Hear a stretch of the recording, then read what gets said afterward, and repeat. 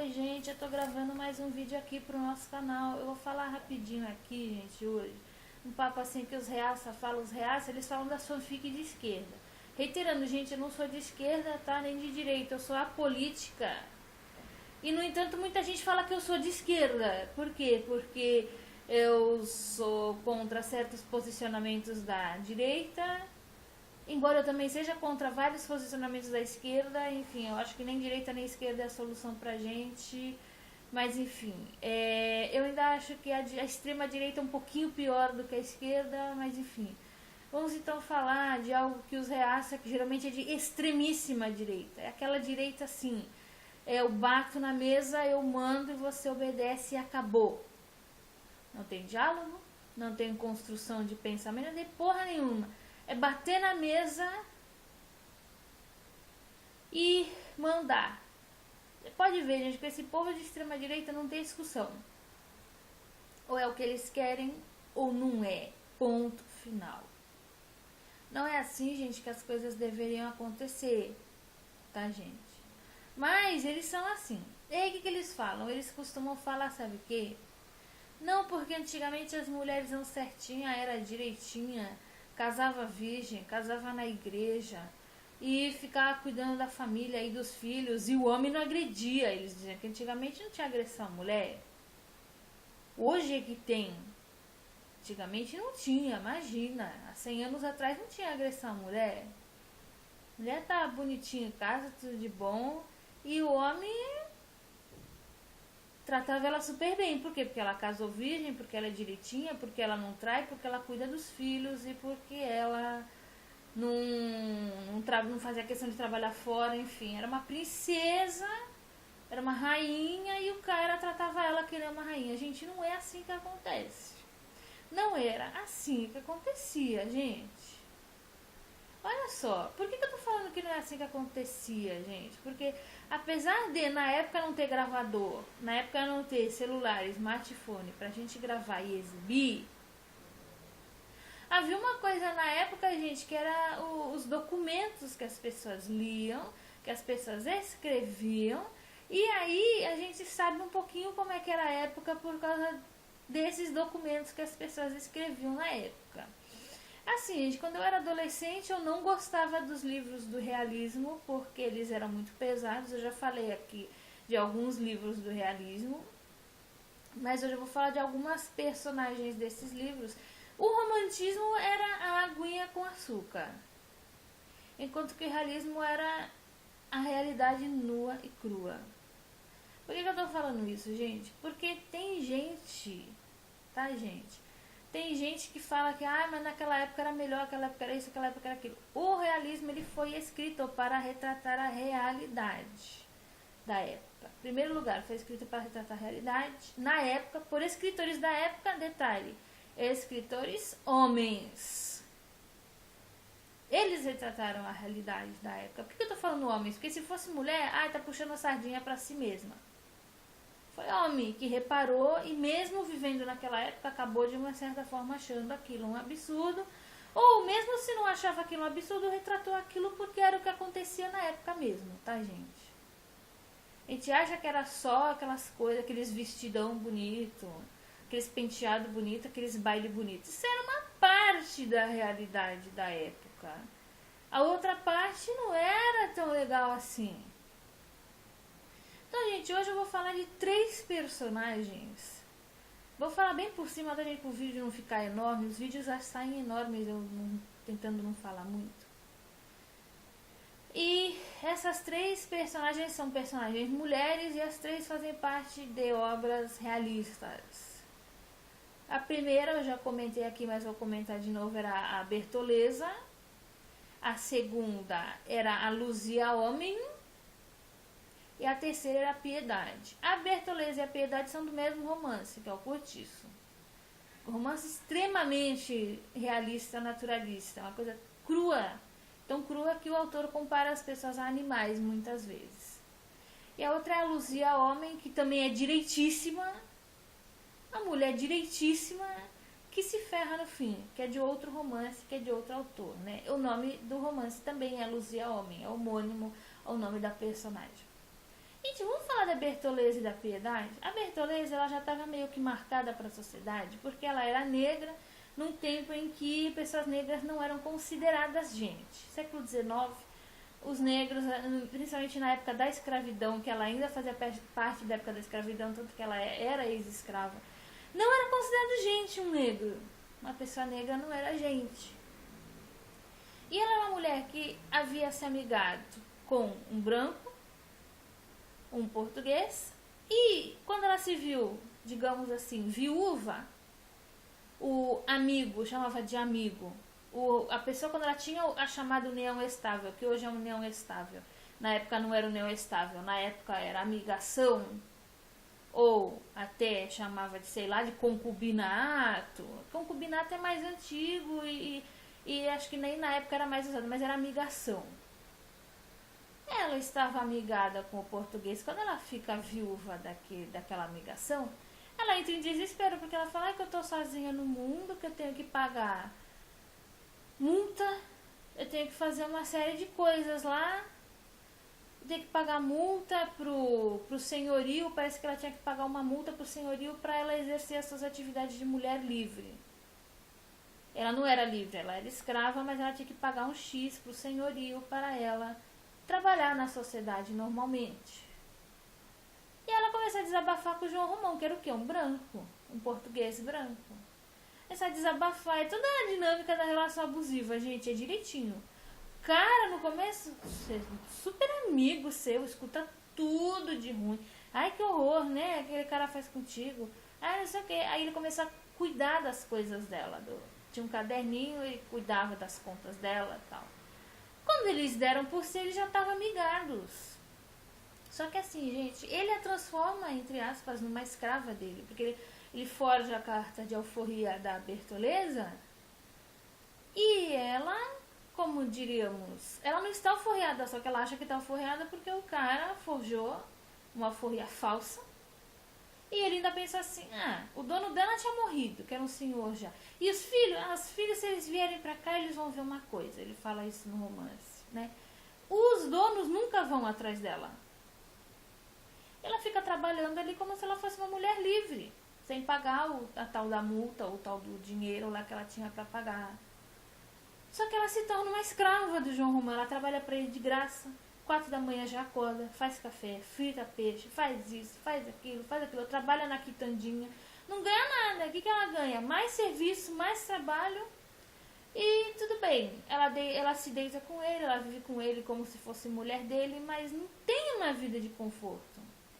Quando ele vai subindo de vida, ela vai baixando cada vez mais, e ela vai percebendo que ele tá afim de uma outra moça anos depois, né? Isso é anos depois. Tô resumindo muito o romance aqui.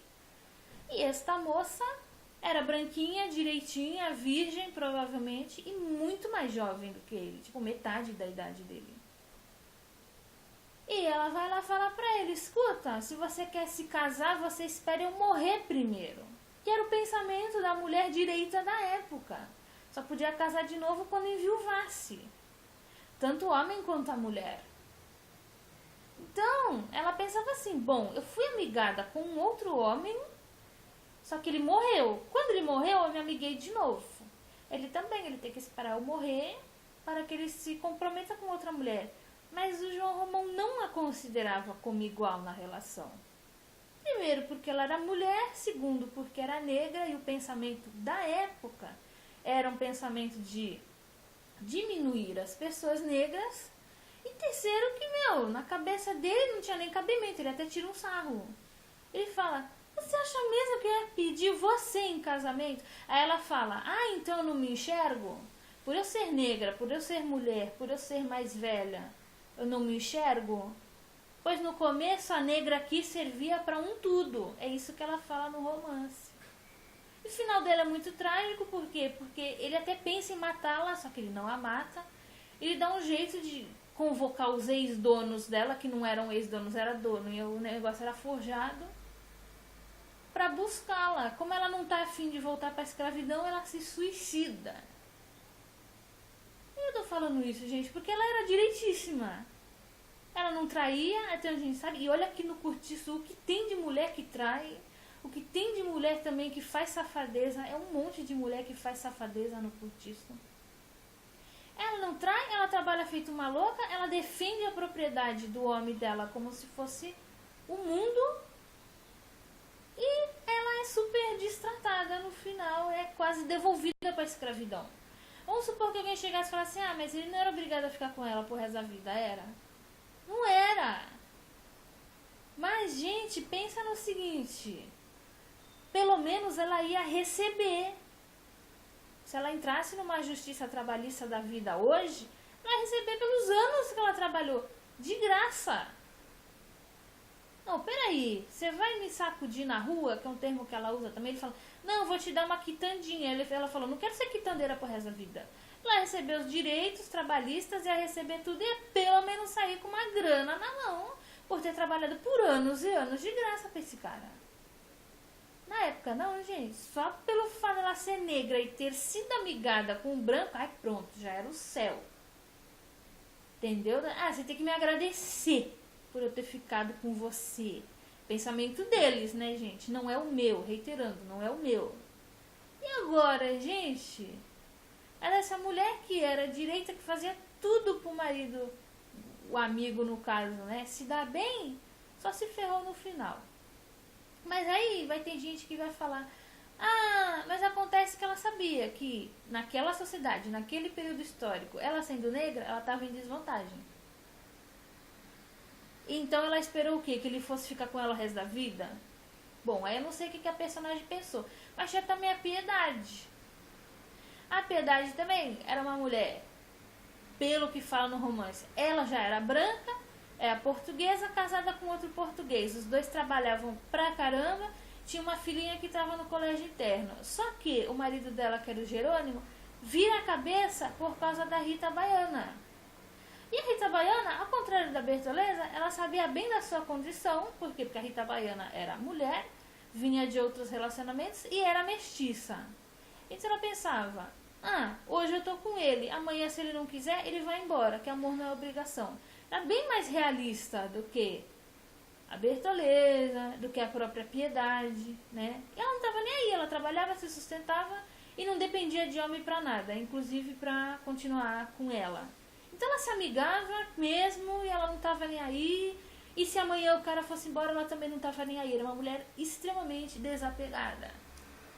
Aí o tal do Jerônimo se apega nela loucamente, fica louco por ela e acaba abandonando a esposa e a filha para ficar com a Rita Baiana. Só tem um detalhe, gente, a Piedade, como naquele tempo uma mulher divorciada, e naquele tempo não era divórcio, era desquite, mas eles nem entram por desquite. Eles simplesmente catam as coisas e vão embora, sem nem dizer um A. Olha como já tinha ghosting na época. Fala-se tanto do ghosting hoje, na época estava cheio de ghosting também, só que não usava esse nome, sei lá o nome que usava, né?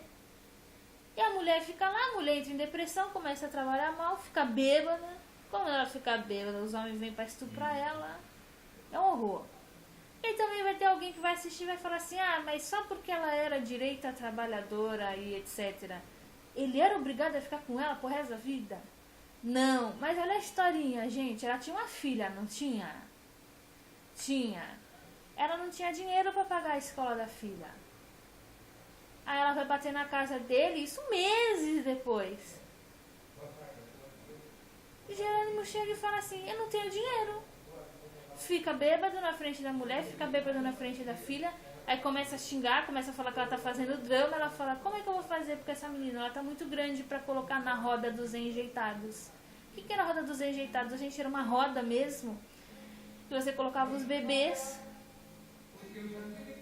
E ao colocar os bebês, você deixava eles no convento, porque você não os tinha como sustentar na época. Ela simplesmente chegou e falou, eu não posso mais botar, ela já tá muito grande, já tinha 9, 10 anos. Aí ele chegou e falou, mas eu não tenho dinheiro, e eu também tenho sofrimentos, porque quando ele junta com a Rita Baiana, eles começam a gastar pra caramba, beber pra caramba, dever em tudo que é lugar, e ele fica infeliz também. Quer dizer, a amigação dele com a Rita Baiana não é mágica, não é incrível, que nem no romantismo. Que você acha seu grande amor, você você acaba resolvendo a sua vida. Não, eles não resolveram a vida. Cheio de dívida, cheio de problema, porque gastava pra caramba, enfim. Não é um final feliz. Mas ele também não volta com a piedade enche a cara, larga serviço, é estuprada, enfim. Ele não podia pelo menos ter tido respeito pela filha. Não tem aquele vídeo que a gente falou lá de pessoas que se sentem no direito de se divorciar dos filhos. A pessoa se divorcia dos filhos achando que tá certo, gente. Larga o filho sem um dinheiro pra escola, sem um dinheiro pra roupa, sem um dinheiro pra nada. Foi o que aconteceu na época. Hoje, pelo menos, ela teria direito a quê? Uma pensão. Por mais michuruca que fosse. Ela teria direito a pensão. E a terceira é a Luzia homem. Era direitinha, era virgem, trabalhadora pra caramba. Tinha um rapaz que cantava ela, só que ele não cantava ela pra casamento, até porque ele já havia sido casado, não podia casar de novo na época. Não havia o divórcio. O divórcio, se você divorcia, pode casar de novo. Naquela época não, casou, não pode casar nunca mais, só se enviuvar. Aí ele cantava ela pra fazer sacanagem e ela não queria, porque ela era direitíssima. Foi lá, ficou noiva do outro. Quando eles iam se mudar não sei pra onde pra casar, o outro foge da cadeia. Ele tenta difamar o noivo da Luzia homem pra ele ir preso. Ele vai preso, passa um tempo na cadeia, só que aí quando descobrem que ele difamou, quem vai preso é o outro. E esse outro que queria a Luzia homem só pra fazer sacanagem, isso acabava com a vida da mulher na época, gente. Tirar a virgindade da mulher, acabava com a vida da mulher, não casava nunca mais. Ele pegou e foi atrás da Luzia homem quando eles estavam no caminho pra nova casa e matou a Luzia homem.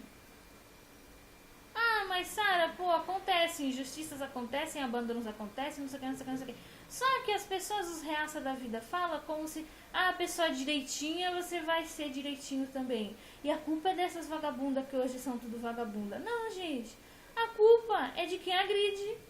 A culpa é de quem é filho da puta e abandona filho pra trás. A culpa é de quem explora os outros, que nem o João Romão explorou a Bertoleza, achando que não tem nada, só porque é uma pessoa desfavorecida diante da sociedade. No caso da Bertoleza é porque ela era negra, na época, né? Hoje em dia é por qualquer razão. Essa mulher aí é feia, não vai arrumar mais ninguém, então vamos explorar. Essa mulher aí, ela deixa explorar, então vamos explorar. A culpa não é da vítima, gente. O máximo de culpa que a vítima tem é de deixar. Não deixe, mas tem todo um esquema na sociedade que faz com que a vítima acabe deixando. Principalmente se é mulher, se é solteira, se já tem uma certa idade, se etc. Tá tão carente que deixa. Gente, a culpa é de quem tá agredindo. Vamos parar, eu contei essas 3 historinhas pra vocês aqui, sem vocês precisarem ler os livros que eu já li, pra vocês verem que a culpa é de quem agride, a culpa é de quem abandona filho, a culpa é de quem explora, e a culpa é de quem estupra, e a culpa é de quem mata. Ela não quis me dar, então eu vou lá matar. Ela não sei o que, ela abandonou, eu separei dela, então dane-se os filhos pra lá. Se os filhos vão passar fome, eu tô um pouco me lixando. Gente, a culpa é de quem agride. A gente tem que desfazer essa coisa da sociedade de achar que a culpa é da vítima. E se você for direitinha, se você for certinha, se você for tudo de bom, você vai ser amada. Não. Canalha é canalha em qualquer situação, gente. Gente, muito obrigada por mais essa atenção e até o próximo vídeo.